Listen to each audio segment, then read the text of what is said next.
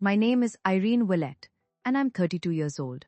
5 years ago, my sister told my parents I dropped out of medical school. She lied, and that single lie cost me my entire family. They cut me off, they blocked my number, they skipped my residency graduation. They weren't at my wedding. For 5 years, I was no one's daughter. Then last month, my sister was rushed into the emergency room, bleeding, unconscious, dying. The trauma team paged the chief surgeon. The doors opened, and when my mother saw the name on the white coat walking toward her daughter's stretcher, she grabbed my father's arms so hard it left bruises. Before we get into this, please take a moment to like and subscribe. But only if this story truly resonates with you. And drop your location and local time in the comments. I want to know where you are right now. Now let me take you back to the fall of 2019, to a kitchen table in Hartford, Connecticut, and the last time my father ever looked at me with pride. Growing up there were two daughters in the Willett house, but only one who mattered. My sister Monica is 3 years older. She came out of the womb performing school plays, student council, the girl who could talk to any adult at any dinner party and make them laugh. My parents, Jerry and Diane Willett, Hartford, Connecticut, salt-of-the-earth middle class, adored her for it. Dad managed a manufacturing plant. Mom did part-time bookkeeping. They valued two things above all else: appearances and obedience. Monica delivered both, flawlessly, every single day. I was the quiet one, the one with her nose in a biology textbook at Thanksgiving, while Monica held court at the table. I wasn't rebellious. I wasn't difficult. I was simply invisible. There's a difference between being forgotten and never being seen in the first place. Here's a small example. 8th grade, I made it to the state science fair, the only kid from our school. Same weekend, Monica had a community theater performance. One guess where my parents went. When I came home with a second-place ribbon, Dad glanced at it and said, "That's nice, Reenie." He didn't ask what my project was about. He never did. I told myself it didn't hurt. I told myself I didn't need the attention. I poured everything into my grades, my AP classes, my applications.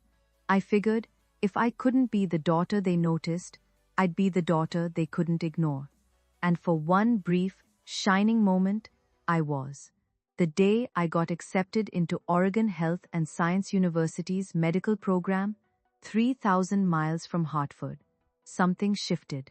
For the first time in my life, my father looked at me, really looked at me, and said 5 words I'd waited 18 years to hear. But I'll get to that. First, you need to understand what Monica did when she realized the spotlight was moving. The acceptance letter came on a Tuesday in April. I remember, because Monica was visiting for the weekend. She was 22, working as a marketing coordinator at a mid-level firm in Stamford. Fine job, fine life. Fine was Monica's ceiling, though she'd never admit it. Dad read the letter at the kitchen table. His eyebrows went up. Oregon Health and Science, he said, slow, like he was tasting the words. That's a real medical school. Then he looked at me. Maybe you'll make something of yourself after all, Rennie. It wasn't a compliment, not really, but it was the closest thing to one I'd ever gotten from him, and I held on to it like oxygen. Mom called Aunt Ruth that night. She called her sister. She called 2 neighbors. Irene got into medical school. Can you believe it? Her voice had a pitch I'd never heard before. Pride. Genuine, undiluted pride, directed at me.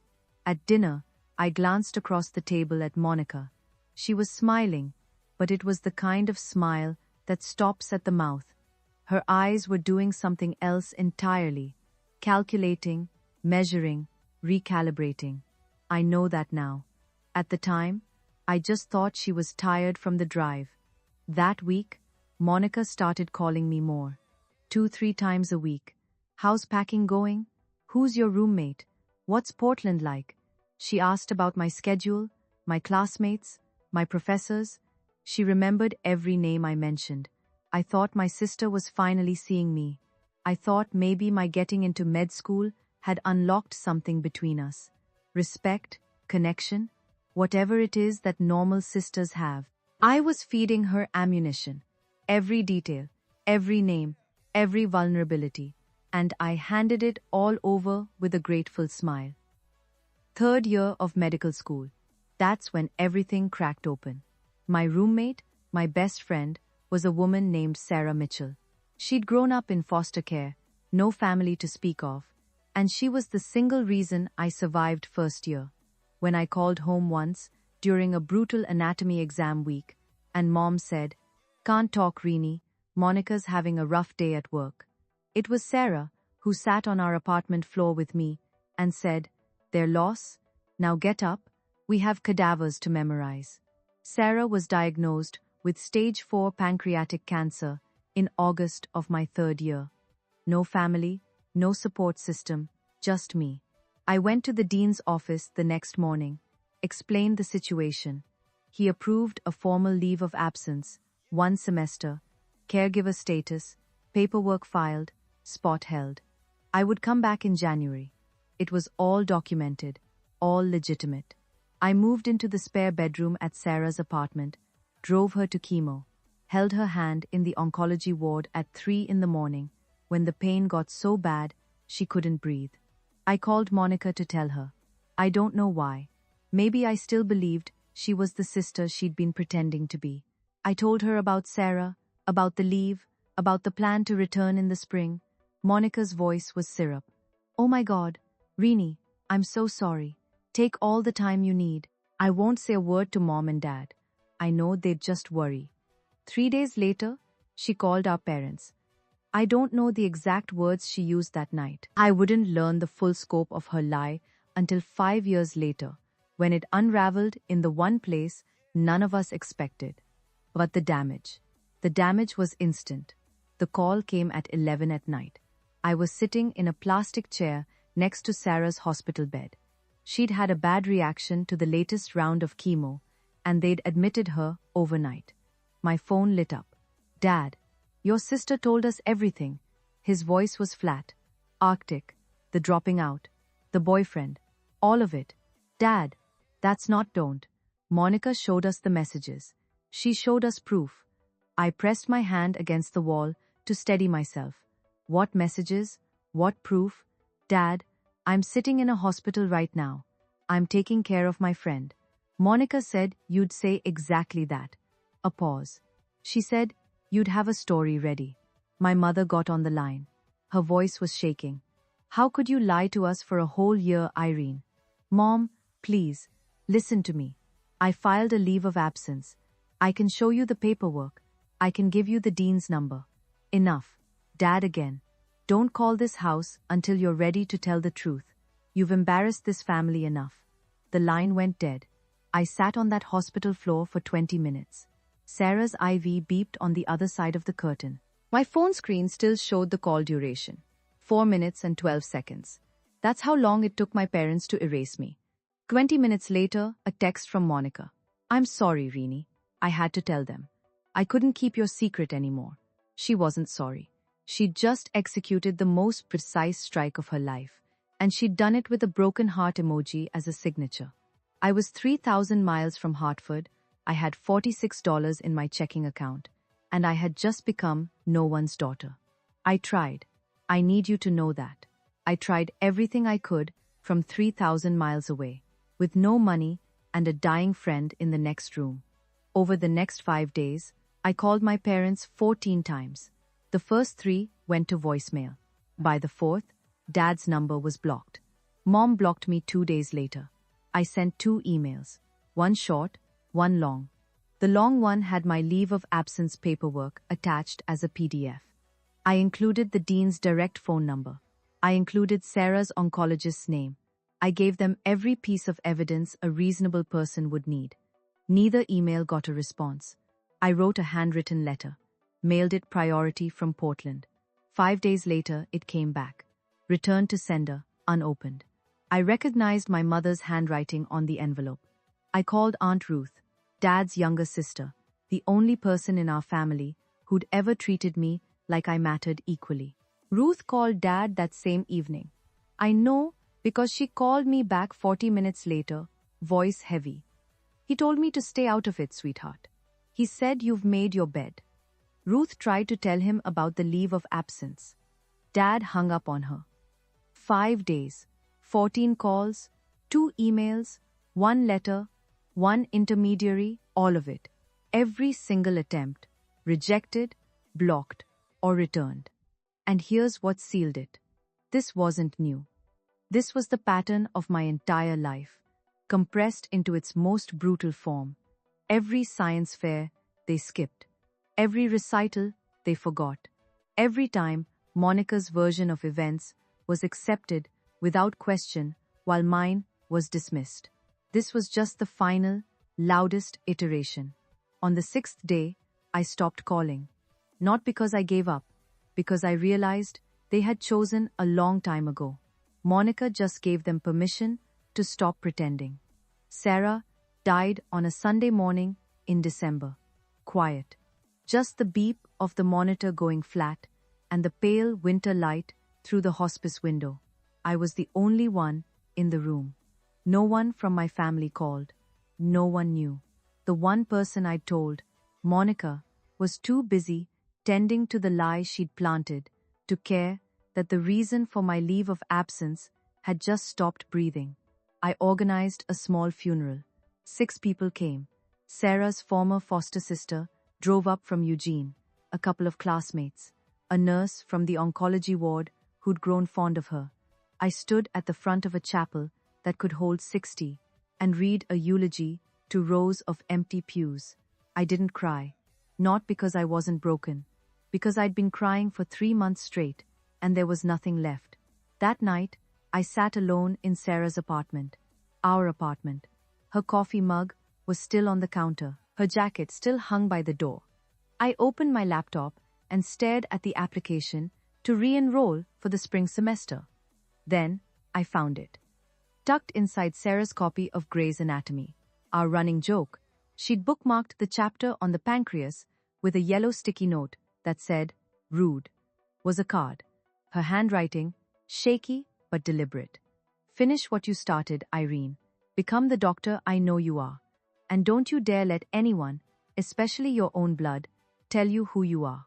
She'd written it weeks before she died.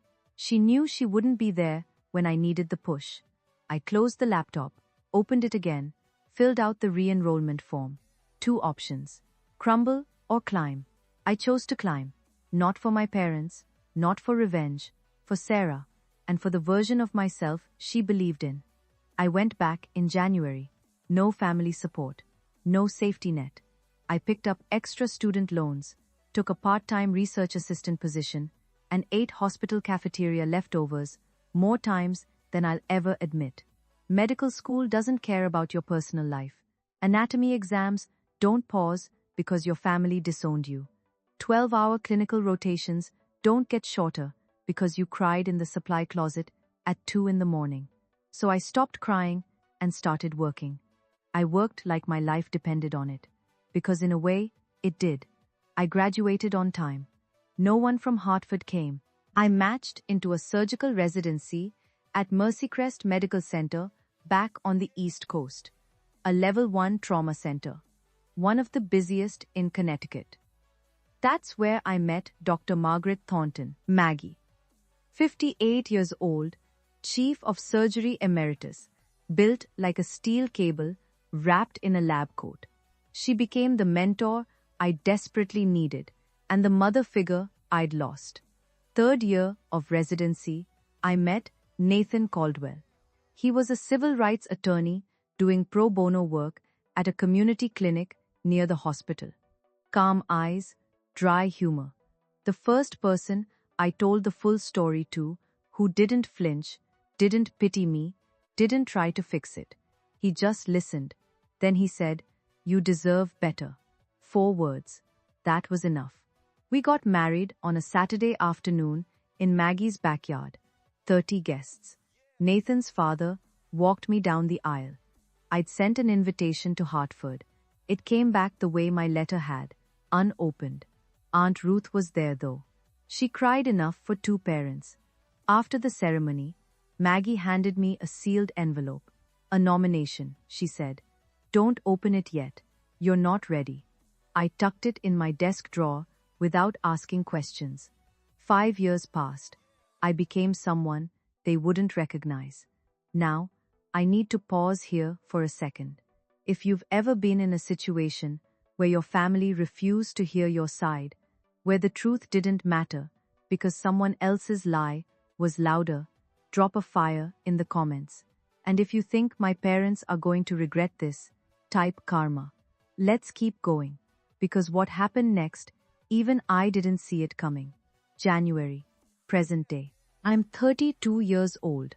I'm the chief of trauma surgery at Mercycrest Medical Center.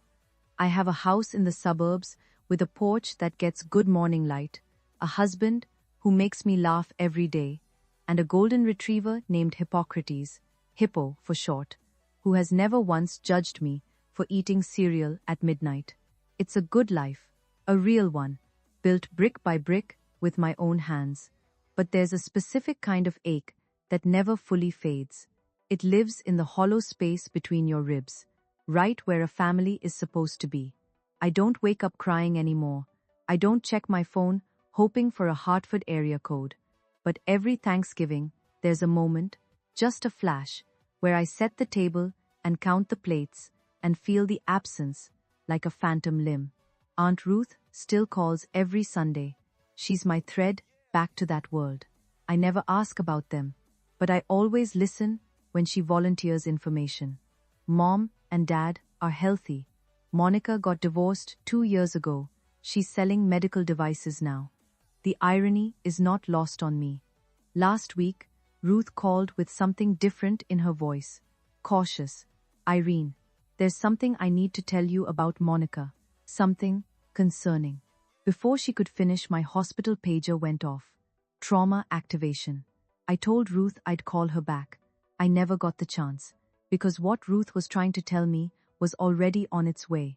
Hurtling down I-91 at 60 miles an hour in a sedan that was about to run a red light. And within the hour, the thing Ruth was warning me about would be lying on my operating table, bleeding out, with my parents in the waiting room and my name on the chart.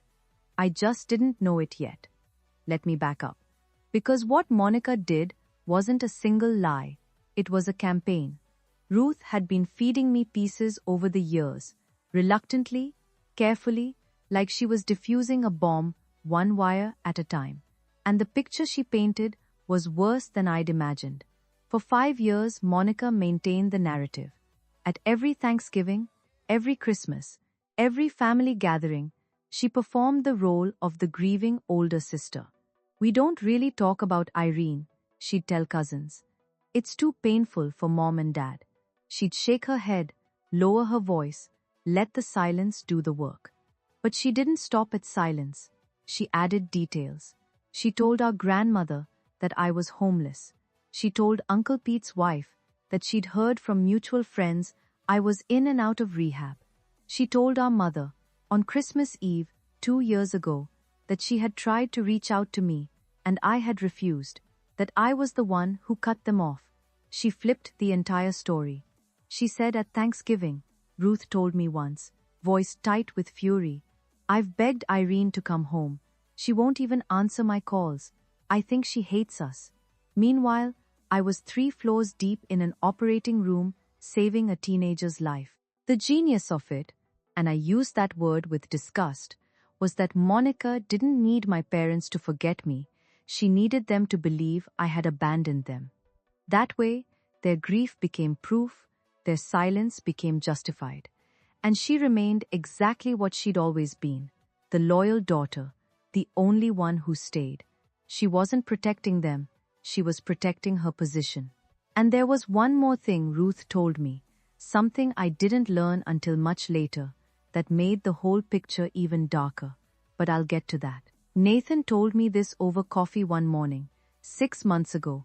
He'd been sitting on it for 2 years. There's something I didn't tell you, he said, setting his mug down carefully, the way he does when he's about to deliver bad news in his lawyer voice. 2 years ago, I got a call from HR at your old hospital. Someone using a fake name had contacted them asking about the employment status of Irene Ouellette. They wanted to know if you'd ever been disciplined, if your credentials were legitimate. I stared at him. Who? I had a colleague trace the inquiry. The IP address came back to Hartford. The kitchen went very quiet. Ipo's tail thumped against the floor. The coffee maker hissed. She was trying to find something, I said. Anything, Nathan confirmed. Anything she could use to keep the story alive, to prove you were a fraud. She didn't find anything. No, because there's nothing to find. I wrapped my hands around my mug, tight. I could feel the heat bleeding through the ceramic. She didn't just lie about me once, Nathan. She's been hunting me. He reached across the table and put his hand over mine. That's not sibling rivalry, Irene. That's something else entirely. He was right. Monica hadn't told a lie and moved on. She had built an architecture of deception, load-bearing walls, reinforced beams, and she'd spent 5 years making sure none of them cracked. Every holiday story, every whispered rumor, every fake inquiry was another brick. I could have done something then, called a lawyer, confronted my parents, blown the whole thing open. But I didn't, because life was about to do it for me, in the most brutal, public, and ironic way imaginable. And it started with a pager at 3 in the morning. Thursday night, January, 3:07 a.m. The pager dragged me out of a dead sleep. Nathan shifted beside me, murmured something. Ipo lifted his head from the foot of the bed. The screen glowed in the dark. Level 1 trauma. MVC, single female, 35, blunt abdominal trauma, hemodynamically unstable. ETA, 8 minutes. I was dressed in 4 minutes, driving in 6. The roads were empty and wet, that particular shade of black that January gives you in Connecticut. I ran through the case in my head the way I always do. Mechanism of injury, probable organ involvement, surgical options, motor vehicle collision, blunt abdominal trauma, unstable vitals, likely splenic rupture, possible liver laceration. I'd done this surgery 100 times. I badged in through the ambulance bay entrance and walked straight to the trauma bay. My team was already assembling. 2 residents, a trauma nurse, anesthesia on standby. I picked up the intake iPad from the charge nurse's station and swiped to the incoming patient chart. Patient, Monica D. Ouellette, DOB, March 14, 1990. Emergency contact, Gerald Ouellette, father. I stopped walking. The hallway noise, the beeping, the intercom, the squeak of shoes on linoleum, it all pulled back like a tide. For 2 seconds, maybe 3, I wasn't a surgeon. I was a 26-year-old sitting on a hospital floor in Portland, phone still warm in my hand, listening to a dial tone. Dr. Ouellette, my charge nurse, Linda, appeared at my shoulder. You okay? I looked up, blinked, set the iPad down. I'm fine. Prep Bay 2 and page Dr. Patel. I want him on standby. The ambulance siren wailed in the distance, getting closer, and behind that ambulance, I knew, before I could see them, were 2 people I hadn't faced in 5 years. The ambulance doors cracked open, and the stretcher came fast. Monica was strapped down, unconscious, oxygen mask fogging with shallow breaths, blood on her shirt, one hand hanging limp off the side rail. The paramedics rattled off numbers, blood pressure dropping, heart rate climbing, 2 large-bore IVs running wide. Behind them, running, came my parents. My mother looked like she'd aged a decade, hair thinner, face drawn. She was in a bathrobe, slippers on the wrong feet. My father was in a flannel and jeans, thrown on in a panic. His face was the color of old paper. That's my daughter, he shouted past the triage nurse. Where are they taking her? I need to talk to the doctor in charge. The nurse, a woman named Carla I'd worked with for 3 years, put both hands up. Sir, family needs to wait in the surgical waiting area. The trauma team is already here. The chief is handling this personally. The chief? Dad grabbed Carla's arm. Get me the chief, now. Carla glanced through the glass partition toward the trauma bay. She looked at me, gowned, gloved, my badge hanging from my scrub top. She read the name, read it again. Her eyes went wide. For just a fraction of a second, I gave a small shake of my head. Not now, Carla composed herself. Sir, the chief is prepping for surgery. You'll be updated as soon as possible. Please, the waiting room is this way. My parents were led down the hall. Mom was whispering prayers, hands clasped so tightly her knuckles were white. Dad kept turning back, looking through every window he passed. She's all we have, he said to no one in particular. Please, she's all we have. I heard it through the partition glass. Every word, she's all we have, as if I had never existed. I stepped into the scrub room alone. 30 seconds. That's all I allowed myself. I turned on the faucet, let the water run hot over my hands, looked at myself in the stainless steel mirror above the sink. Distorted, warped, the way everything felt right now. Scrub cap on, badge visible, the face of a woman who had been surgically removed from her own family tree, now being asked to surgically save the woman who held the saw. Part of me wanted to walk out, call Patel, let someone else carry this. Let my parents owe their daughter's life to a stranger, not to me. That would be cleaner, simpler. But there was a woman on that table with a ruptured spleen and what looked like a grade 3 liver laceration. She was losing blood faster than we could replace it. She was going to die in the next 30 to 40 minutes if the best surgeon in this building didn't operate. And the best surgeon in this building was me. I paged Patel directly. I have a conflict of interest. The patient is a family member. I'm disclosing it now and documenting in the chart. If at any point my judgment is compromised, you take the lead. No questions asked. Patel's voice was steady. Understood, Chief. I told Linda to note the disclosure in the nursing record. Everything by the book. Everything on paper. Then I pulled on fresh gloves, pushed through the OR doors, and looked down at the table. My sister's face, still, bruised, the oxygen mask fogging and clearing. She looked smaller than I remembered, thinner. There were worry lines around her eyes that hadn't been there 5 years ago. For 3 seconds, she wasn't the woman who destroyed my life. She was a body on my table, and that was exactly how I needed her to be. Let's go, scalpel. 3 hours and 40 minutes. That's how long it took to rebuild what the steering column and the red light had torn apart. Ruptured spleen. We took it out. Grade 3 liver laceration. We repaired it with precision sutures, layer by painstaking layer. Internal bleeding from 2 separate mesenteric vessels. Clamped, cauterized, controlled. I didn't speak unless I needed to. Suction, clamp, lap pad, retract. My hands moved the way they've been trained to move. Steady, deliberate, fast when speed mattered, and slow when precision mattered more. The residents watched. They always watched during my cases, and I could feel their attention sharpen when the liver repair got tricky. I didn't falter.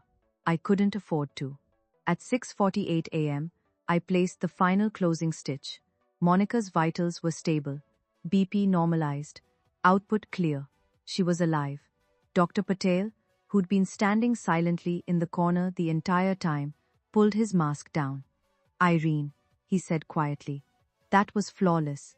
You want me to talk to the family? I peeled off my gloves, dropped them in the bin, washed my hands. Automatic, methodical, the same way I'd done it 10,000 times before. No, I said. This one's mine. I caught my reflection again in the scrub room mirror. Same face, same badge. But something had shifted. For 5 years, I'd been the daughter who disappeared. Now, I was the surgeon who'd just pulled her sister back from the edge of death. Those two facts were about to collide in a waiting room 40 feet away, in front of my entire night shift team. I straightened my scrub top, checked my badge, took one breath, then I walked toward the waiting room. The hallway had never felt so long. The waiting room had that fluorescent hush that hospitals get at 7 in the morning. Two other families were scattered in the far corners. A television murmured weather reports to no one. And in the center row, sitting rigid, sleepless, terrified, were my parents. I pushed through the double doors, still in my surgical scrubs. Mask pulled down around my neck. Scrub cap off now, hair pulled back. My badge hung at chest level, printed in clean block letters anyone could read from 6 feet away. Dr. Irene Willett, MD, FA, CS, Chief of Trauma Surgery. Dad stood first. He always stood first. It was a reflex, the need to be in charge. Doctor, how is she? Is Monica? He stopped. His eyes had dropped to my badge, then rose to my face, then dropped to the badge again. I watched the recognition move through him like something physical, a tremor that started in his hands and climbed to his jaw. Mom looked up a half-second later. Her lips parted. No sound came out. Her right hand shot to Dad's forearm and clamped down, fingers digging into the flannel of his sleeve with a force that I would later learn left 4 bruises shaped like fingertips. 5 seconds of silence. 5 seconds that held 5 years. I spoke first. Calm, clinical. The same voice I used to address every family in this room. Mr. and Mrs. Willett. I'm Dr. Willett, Chief of Trauma Surgery. Your daughter Monica sustained a ruptured spleen and a grade 3 liver laceration in the accident. Surgery was successful, she's stable and currently in the ICU. You'll be able to see her in approximately 1 hour. Mr. and Mrs. Not, Mom and Dad. I watched that land. I watched it cut. Behind me, through the glass partition, Linda and 2 nurses were watching. They knew. By the look on their faces, they'd already put it together. My mother moved first. She took a step toward me, arms lifting, a sob already breaking through her chest. Irene? Oh my God. Oh my God. Irene. I stepped back. Half a step. Polite. Unmistakable. She froze. Her hands hung in the air between us. Then slowly, painfully, dropped to her sides. Dad's voice came out like gravel dragged over concrete. You're a doctor. I am. You're the chief. I am. But Monica said what exactly? He closed his mouth, opened it, closed it again. I could see the machinery of his mind trying to reassemble 5 years of certainty that was crumbling in real time. Mom was crying now, not quietly. We thought you dropped out. We thought, she told us you were, she told you I dropped out, that I had a boyfriend with a drug problem, that I was homeless, that I refused to contact you. I kept my voice level, no shaking, no tears. I had rehearsed this moment 1,000 times in the shower, in the car, in the dark before sleep. I never thought it would happen in surgical scrubs under fluorescent lights. None of it was true. Not a single word. Through the glass behind me, I could see Carla press a hand to her mouth. A resident, Dr. Kimura, 2nd year, looked away, jaw tight. Linda set down her clipboard and stared. Dad tried to redirect. Old instinct. This isn't the time or place, Irene. Your sister is in the ICU. I know. I just spent 3 hours and 40 minutes making sure she survives. So yes, Dad, I'm aware of where she is. He had nothing. For the first time in my life, my father, a man who had never been at a loss for a decree, had absolutely nothing. The silence was doing the work I never could. 5 years of blocked calls, returned letters, ignored emails. None of it had made a dent. But standing here, alive and accomplished, and wearing the proof on my chest, that was louder than anything I could have written in a letter. Mom reached for the back of a chair to steady herself. The letters, she whispered. You said you sent letters. 2 emails with my leave of absence paperwork attached. 1 handwritten letter, mailed priority. You sent it back unopened. I recognized your handwriting on the envelope. She pressed her fist against her mouth. Dad stared at the floor. I called 14 times in 5 days. I asked Aunt Ruth to talk to you. You told her to stay out of it. I wasn't accusing. I was reciting. These were facts, and facts don't need volume. Then, Linda appeared at the door. She didn't know the full story, not yet, but she had hospital business. Dr. Willett, I'm sorry to interrupt.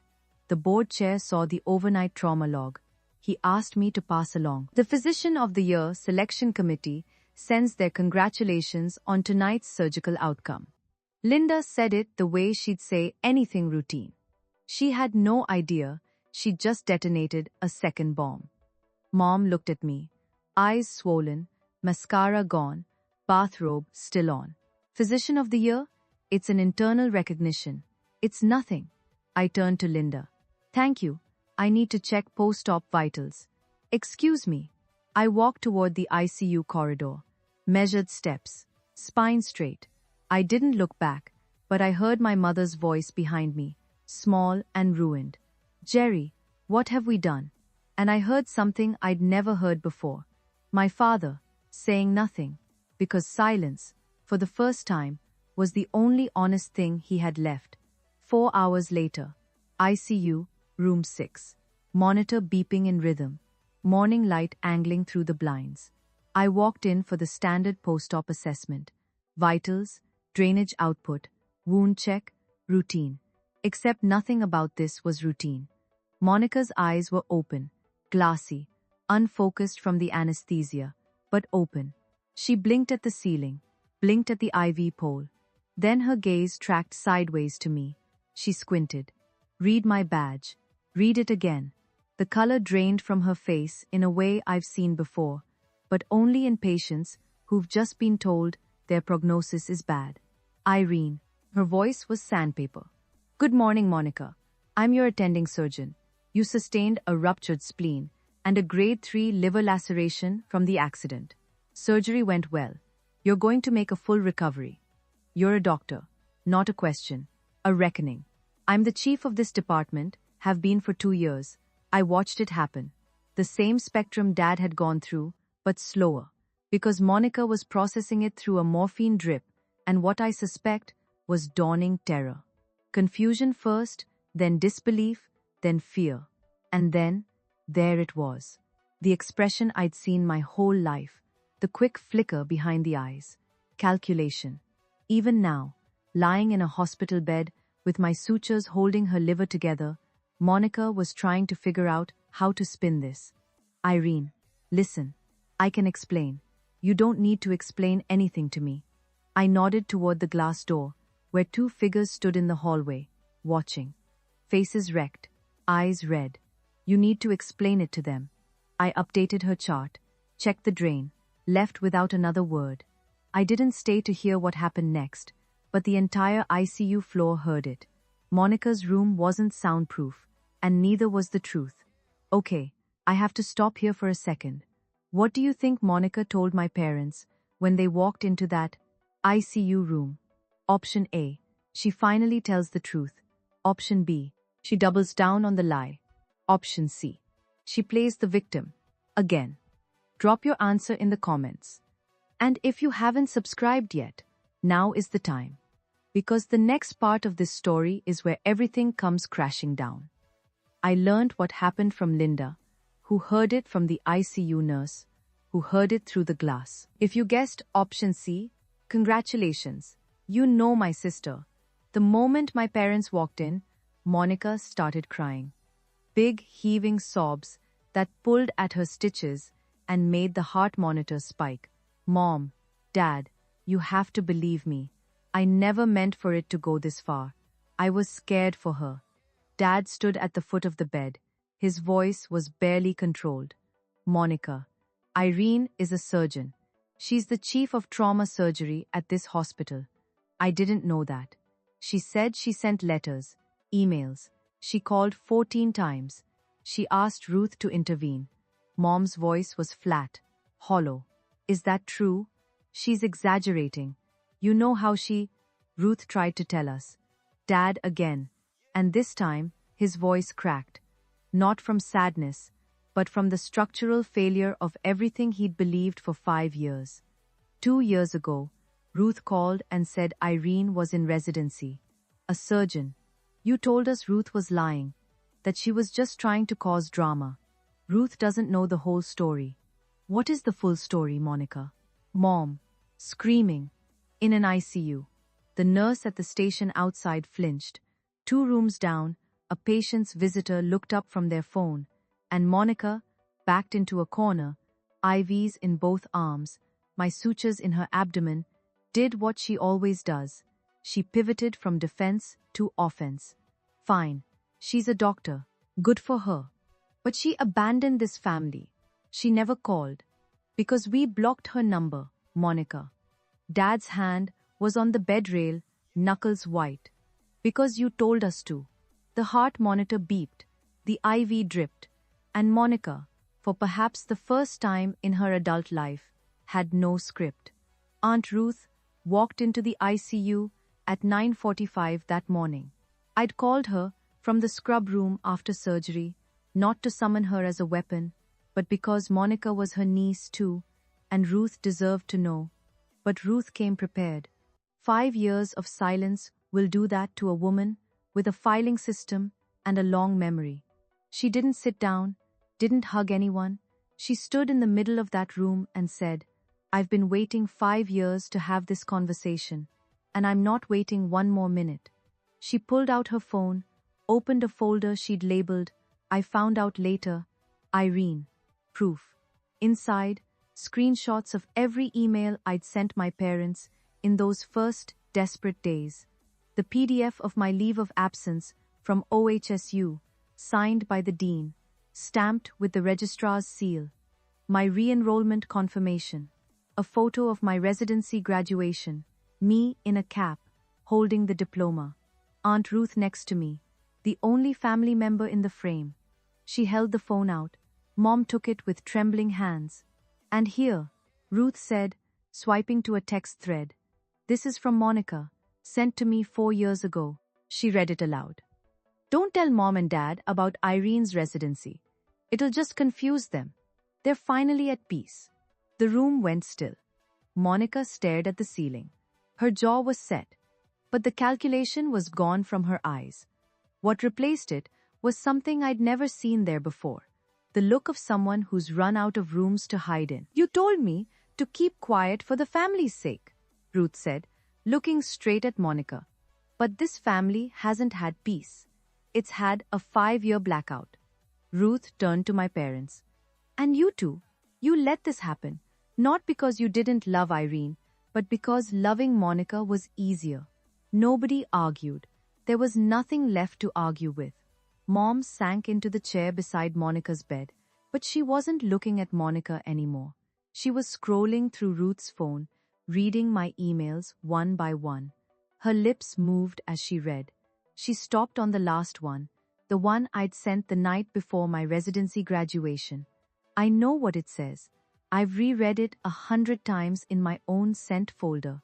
Mom, I don't know if you'll read this. I graduated from residency today. I wish you were here. I'm still your daughter. I never stopped being your daughter. Mom doubled over in the chair. Not crying. It was beyond that. It was the sound of someone meeting the full weight of a mistake they can never undo. Dad stood at the window, his back to the room, his shoulders shaking. Aunt Ruth told me later it was the first time she had ever seen her older brother cry. In 62 years, not once.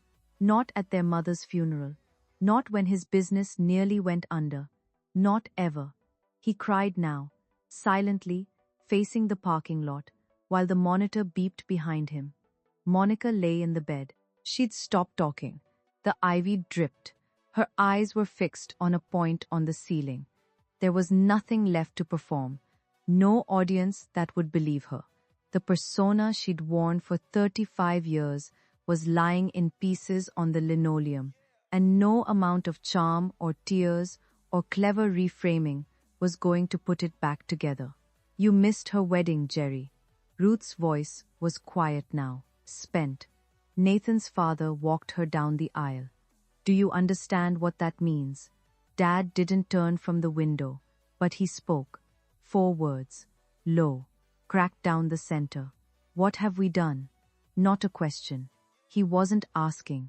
He was convicting, and knowing the truth and knowing what to do with it, those are two very different things. I came back that afternoon. End of my shift. 22 hours since the pager woke me. But who's counting? My parents were still there. Of course they were. Where else would they go? Back to the house where they'd spent 5 years pretending they only had one daughter? Mom stood up the second I walked in. Her face was swollen, eyes nearly shut from crying. Irene, baby, I'm so sorry. I held up my hand, gently but firm. I hear you, and I believe you're sorry. But sorry is a word. It's a starting place, not a finish line. What I need is time. Dad turned from the window. He looked like he'd aged 5 years since this morning. We want to make this right. Then you need to understand something. I kept my voice even. This wasn't anger. This was clarity. The kind that only comes after you've burned through every other emotion, and what's left is the truth. Clean and simple. I'm not the girl you sent away. I'm not the girl who begged you to listen for 5 days from 3,000 miles away. I'm someone who built a life, a whole life, without you. And if you want to be part of it now, it will be on my terms, not Monica's, not yours, mine. Dad opened his mouth, old reflex, then he closed it, and nodded. A small, devastated nod. I looked at Monica on the bed. Her eyes were open, watching me. When you're recovered, I said, you and I are going to have a conversation. A real one. But not today.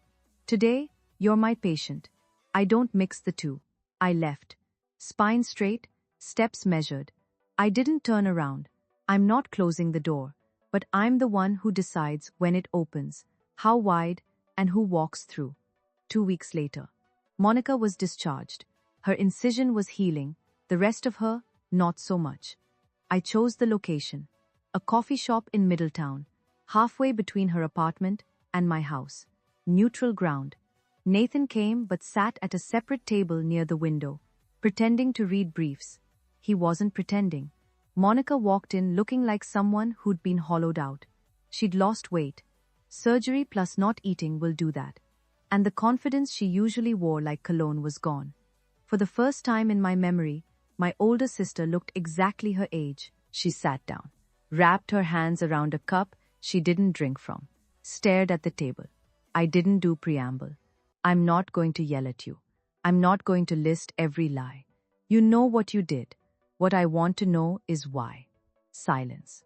Long enough that the barista called someone's name and it echoed off the walls. Then quiet. Because you were going to be everything I wasn't, and I couldn't handle it. I let that sit. That's honest. First honest thing you've said to me in 10 years. I'm sorry, Irene. I know you are. But sorry doesn't give me back the years. Sorry doesn't put Dad at my wedding. Sorry doesn't unsend that box Mom shipped back to me. My high school graduation things returned like I was dead to her. She looked away. Her eyes were wet, real tears. I know the difference now. Then she said something I wasn't expecting. I also called your medical school. Twice. I tried to get them to revoke your leave of absence. I told them you'd fabricated the caregiver documents. The coffee shop hummed around us. I stared at her. Your dean wouldn't listen to me. He protected you. He didn't protect me, Monica. He believed the truth. That's not the same thing.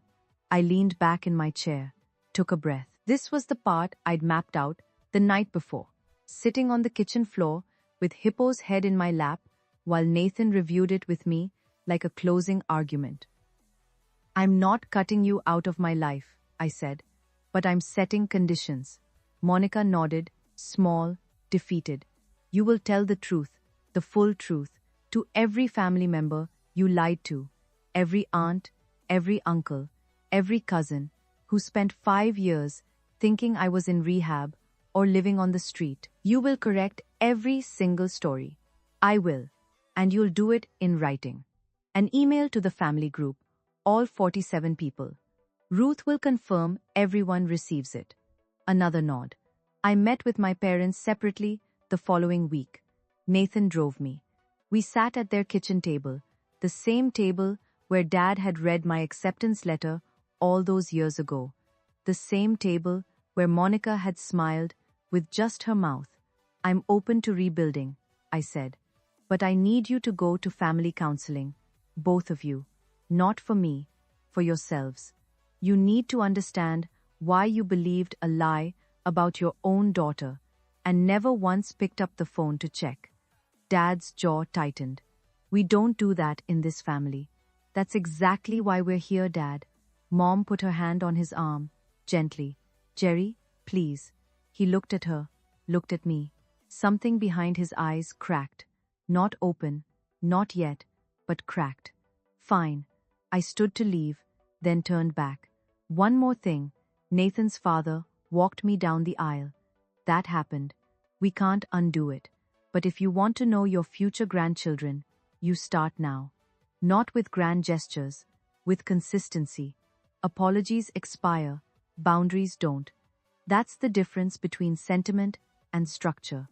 1 month later, the Physician of the Year Gala. 200 people in the ballroom of the Hartford Marquis Hotel. Surgeons, department heads, hospital administrators, donors, board members, crystal glasses clinking, name tags on lanyards, a string quartet playing something classical that nobody was listening to. I wore a simple black dress.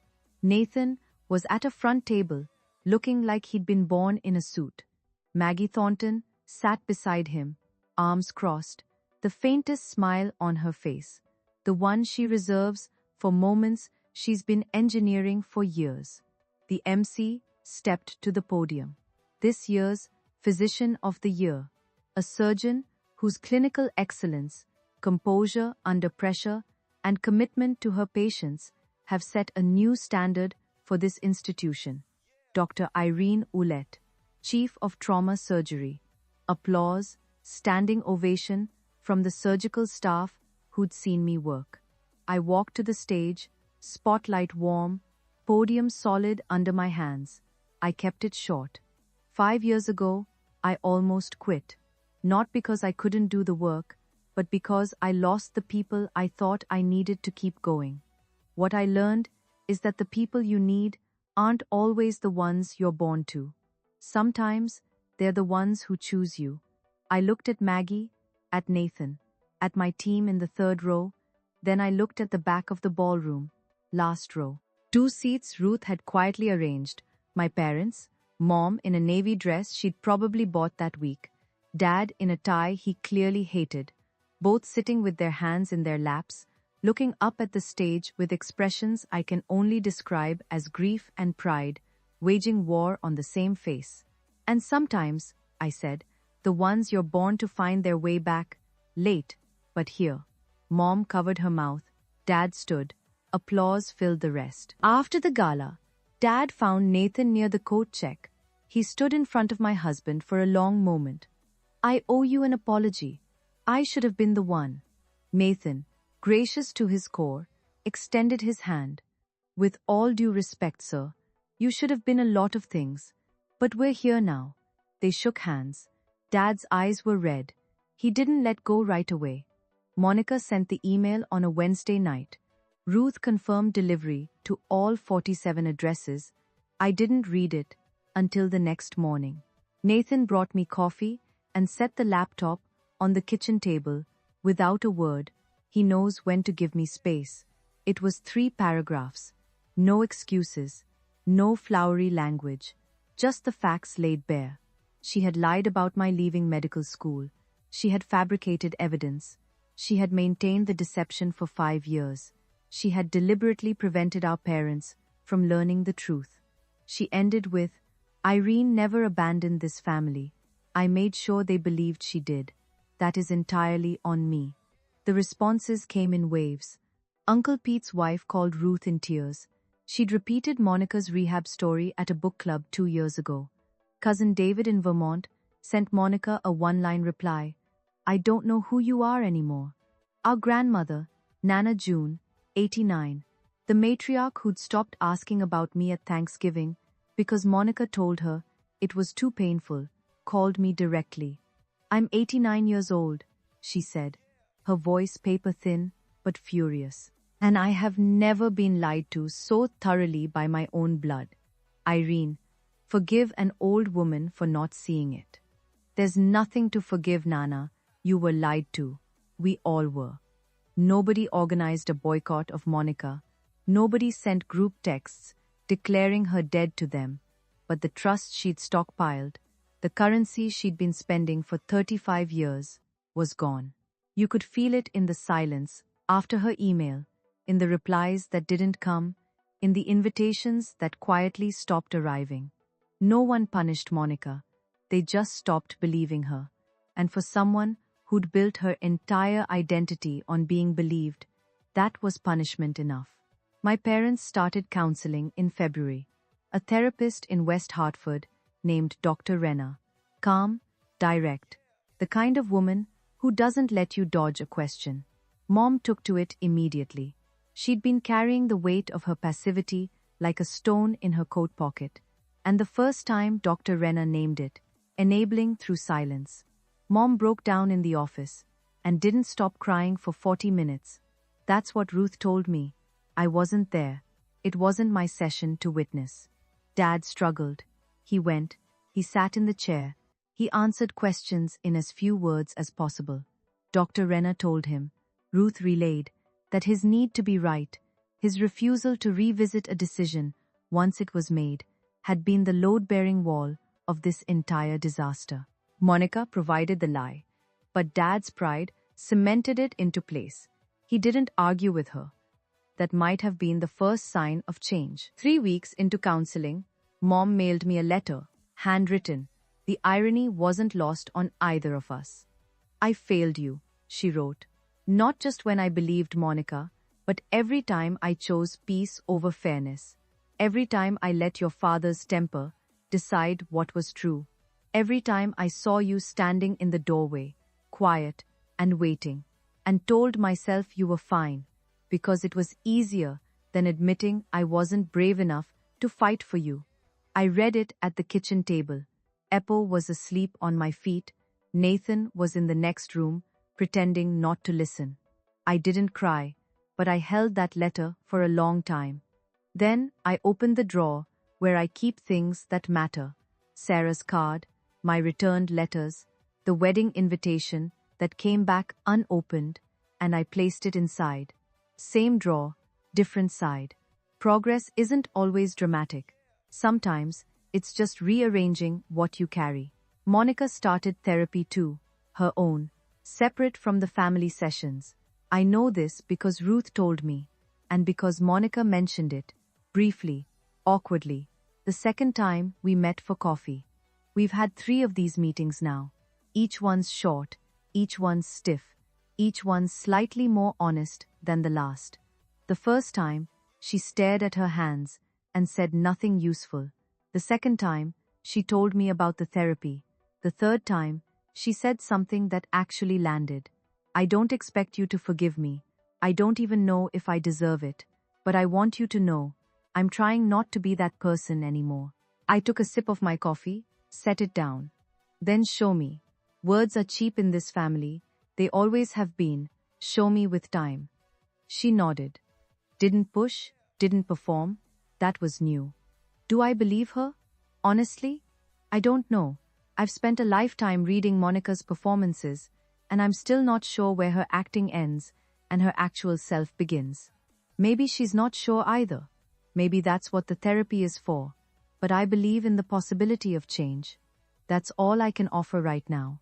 She carries my surgical scar on her body, 7 inches, left upper abdomen, fading from red to white over the coming year.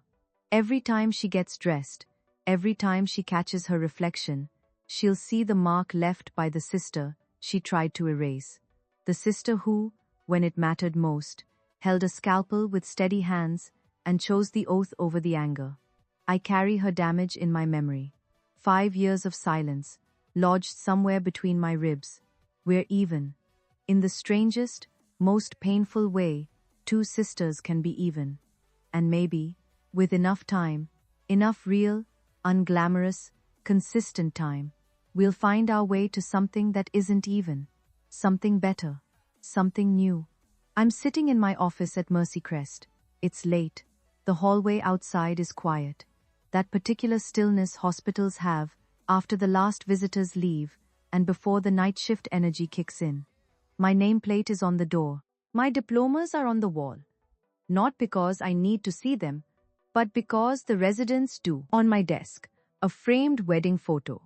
Nathan, Maggie, Aunt Ruth, 30 guests, a backyard in October light. No parents in the frame, but on the bookshelf next to it, a new photo. Taken 3 weeks ago. Mom and Dad, standing on my front porch, coats on, looking slightly lost. Dad's hands are in his pockets. Mom is mid-smile, trying too hard but trying. It's awkward, it's imperfect, it's real. If you're watching this and you see yourself in my story, whether you're the one who was silenced or the one who did the silencing, I want to tell you something. The truth doesn't expire. It doesn't matter if it takes 5 days or 5 years. The truth has a patient way of showing up exactly when it's needed most. You can't rush it, but you can't outrun it either. I didn't get revenge on my sister. I didn't need revenge. I became someone who didn't need it. And that turned out to be the most devastating response of all. Not a scheme, not a plan, just a life, lived fully, on my own terms. And if you're waiting for your family to see you, really see you, stop waiting. See yourself first. Build the life you deserve with the people who show up. And when the others finally turn around, let them find a door that you control. You decide when it opens. You decide how wide. You decide who walks through. That's not revenge. That's architecture. Sunday morning, first week of February. Light snow falling outside the kitchen window. The kind that doesn't stick, but makes everything look like it's being gently forgiven. I'm making French toast. Nathan is grinding coffee beans, singing off-key to something on the radio. Ippo is stationed under the table, optimistic about crumbs. The doorbell rings. I wipe my hands on a towel and open the front door. Mom and Dad, standing on the porch in their winter coats. Dad is holding a bottle of orange juice, like he's not sure what to do with his hands. Mom has a tin of homemade cookies, her shortbread, the ones she used to make for every school event of Monica's and none of mine. Hi, Mom says, nervous, hopeful. Come in, I say. Coffee's almost ready. Dad steps inside, looks around the kitchen like he's cataloging everything, the house he's never been in, the life he almost never knew existed. He clears his throat. Can I help with anything? I look at him, my father, 62 years old, standing in my kitchen for the first time, asking permission to be useful. You can set the table, Dad.